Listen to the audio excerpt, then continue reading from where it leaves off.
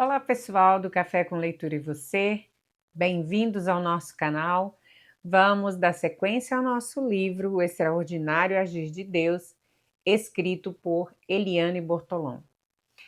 De antemão já quero pedir desculpa porque não sei o que acontece, que todas as vezes que eu vou falar o nome da autora, eu sempre me confundo no sobrenome dela, mas é Eliane Bortolom.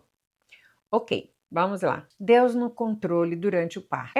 Era o Dia das Mães e eu estava grávida de 41 semanas.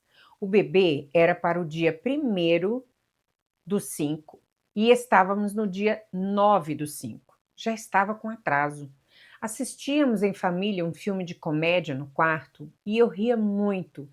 Cada gargalhada dava uma pontada no baixo ventre e ainda falei brincando que as gargalhadas me fariam entrar em trabalho de parto. E não é que isso aconteceu? Terminado o filme, fui tomar banho para irmos na casa da sogra e da minha mãe, como de costume, naquela data especial. Durante o banho, percebi que estava com um sangramento considerável e me apressei a falar com o marido que não iríamos nas casas de nossos pais, de nossas mães, mas iríamos para a maternidade. Primeiramente, ligamos para as mães para falar da novidade e que ficassem em oração para que tudo desse certo. Ainda não tinha contrações e nem dilatação.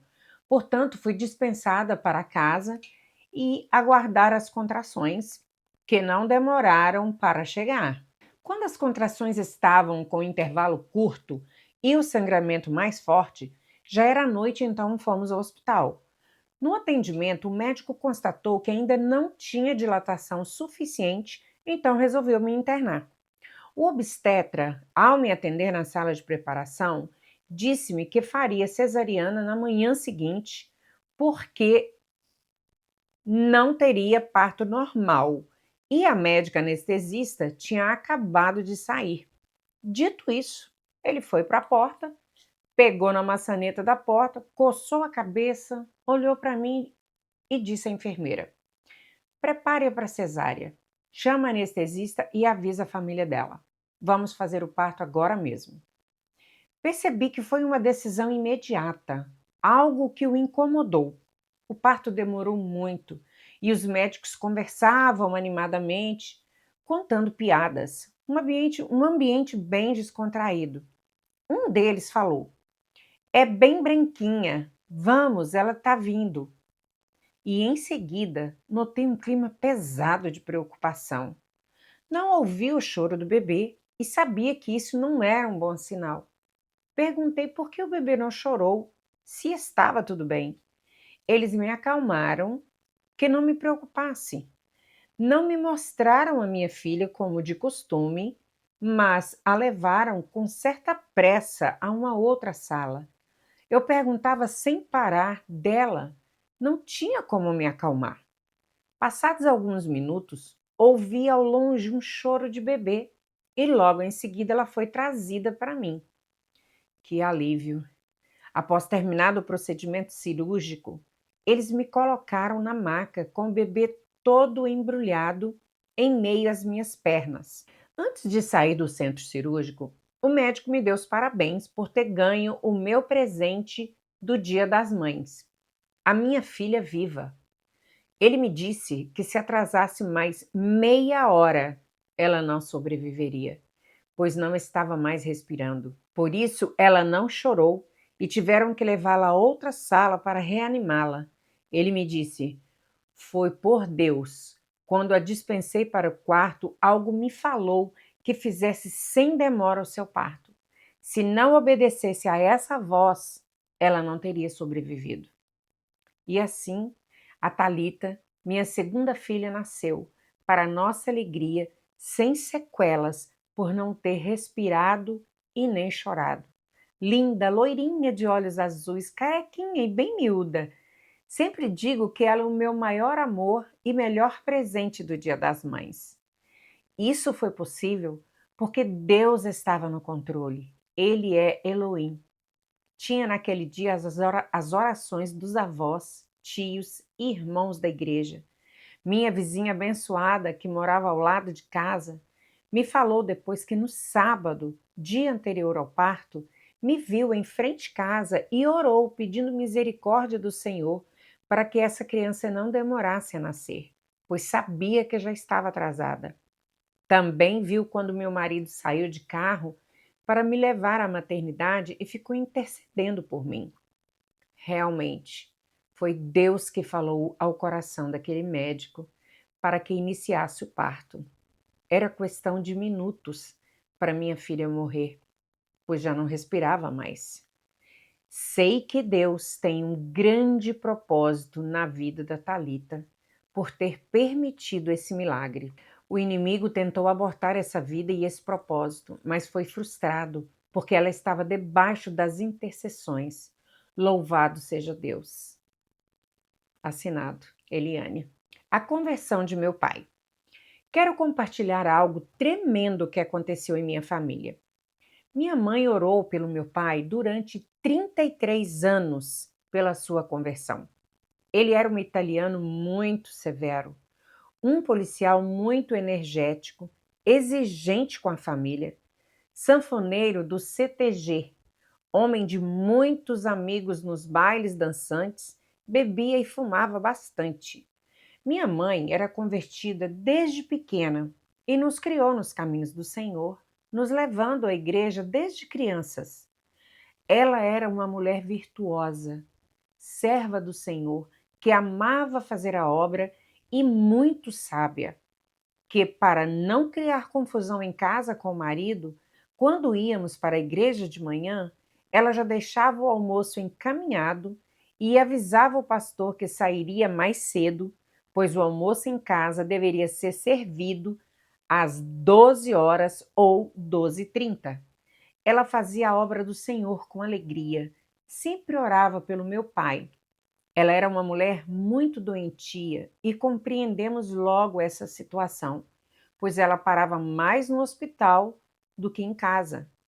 Fomos nos criando com a realidade de nossa mãe doente, achando que ficaríamos logo sem ela. Mas Deus foi tão misericordioso que, mesmo com a saúde frágil, permitiu que vivesse até os 78 anos de idade. Lembro-me de uma vez em que ela ficou internada num sanatório por quase um ano e nós éramos muito pequenas. Eu com 7 anos, minha irmã mais velha com 8 e as outras com 2 e 6 anos. E ainda uma bebê com 7 meses. As menores foram levadas por meu pai à casa de parentes para serem cuidadas. E a mais velha e eu ficamos em casa com ele. Ela lutava sempre contra as enfermidades, buscando forças no Senhor para viver. Quando ela tinha 57 anos e meu pai quase 60, ela ficou bem enferma, gravemente doente. Ela sentiu que Deus a estava levando e tinha uma dor muito grande, porque meu pai, durante todos aqueles anos de convivência, ainda não tinha aceitado Jesus, mesmo tantos anos de intercessão por ele. Internada no hospital e estando muito mal, falou ao Senhor: Pai, sei que o Senhor está me levando, que já está na hora de eu partir, mas tenho uma mágoa em meu coração. Que tipo de serva eu sou, que meu marido até hoje, o marido que tu me deste, ainda não viste a tua presença na minha vida para não te aceitar e te conhecer melhor. Dito isso, ela adormeceu porque estava fraca e muito febril. Foi quando ela teve uma visão, em um sonho, que um anjo lhe apareceu, a levantou da cama e a levou para um lugar onde ele lhe serviu um copo de água para saciar a sua sede. E a trouxe de volta ao quarto e a deitou na cama. Ela sabia que foi uma experiência sobrenatural, que um anjo realmente estivera com ela, que a visitou, deu-lhe água, uma água curativa, um remédio. Ela tinha certeza do fato, porque seu chinelo estava do outro lado da cama, diferente de onde ela o deixava. tomado da água ou do remédio que o anjo lhe dera, ela melhorou consideravelmente. Foi curada, tanto que recebeu alta no dia seguinte. Ela, que estava mal, sentindo a morte de repente, ficou bem e saudável. O mais incrível não foi só a cura da minha mãe, mas a conversão do meu pai na mesma noite do milagre. Entendo que Deus não a levou naquele dia porque ouviu a sua oração. A sua frustração quanto esposa e serva do Senhor de não levar salvação ao seu esposo. Deus quis que ela tivesse a oportunidade ver o que faria, o que iria fazer por aquele homem, que ela colhesse os frutos da sua fé. Naquela mesma noite, meu pai, sozinho em casa, não conseguia dormir. Estava preocupado e perturbado. Pegou a Bíblia que ficava do lado na cabeceira e abriu em João, na passagem que diz que só o Senhor é o caminho, a verdade e a vida, e que ninguém vai ao Pai senão por Ele. Ele dobrou os joelhos e falou: Se o Senhor é o caminho, eu quero abrir o meu coração e recebê-lo como Senhor e Salvador. Quando minha mãe voltou do hospital, o pastor fez um culto de gratidão lá em casa, como de costume. Sempre que minha mãe voltava do hospital, eles faziam um culto de agradecimento e convidavam amigos e vizinhos, pois ela era muito querida. Nesses cultos era comum alguns aceitarem a Jesus. Nesse culto, quando o pastor fez o convite para quem quisesse aceitar Jesus, meu pai levantou a mão e todos glorificaram a Deus. Ele disse que já tinha aceitado a Jesus antes, naquele dia da cura da minha mãe, da cura da minha mãe no hospital, e que só estava tornando público essa decisão, contando que foi através da leitura da passagem de João. Ficamos surpresos porque não sabíamos disso. Vejam o agir de Deus. Minha mãe, prestes a partir, pronta para ser levada pelo Senhor, falou ao pai de sua frustração em relação ao marido incrédulo. E Deus, em sua infinita bondade, a curou num ato sobrenatural através de um anjo. E no mesmo momento abriu os olhos espirituais do meu pai, permitindo que eu visse como o único caminho. Muitos se admiraram disso e se converteram, pois diziam que, como aquele homem difícil, enérgico, aceitou Jesus e se transformou, é porque Jesus fazia diferença. Meu pai foi realmente transformado. Deixou o cigarro, jogou fora as garrafas de bebida, recusava o convite dos amigos para os bailes, dizendo-lhes que era um novo homem. Ele tornou-se um homem piedoso verdadeiramente e fez a obra do Senhor até o dia em que foi levado por ele. Foi maravilhoso o testemunho de conversão do meu pai e como Deus agiu nessa situação. Glória a Deus! E peço a Deus, do nosso Senhor Jesus Cristo, o Pai glorioso, que dê a vocês o seu Espírito e que os tornará sábios e revelará Deus a vocês, para que assim o conheçam como deve conhecer. Peço a Deus que abra a mente para que vejam a luz dele e conheçam a esperança para o qual ele os chamou. E que também saibam como são maravilhosas as bênçãos que ele promete ao seu povo. Efésios 1, 17 e 18. Nova tradução da linguagem de hoje. Doroti Aparecida, Curitiba.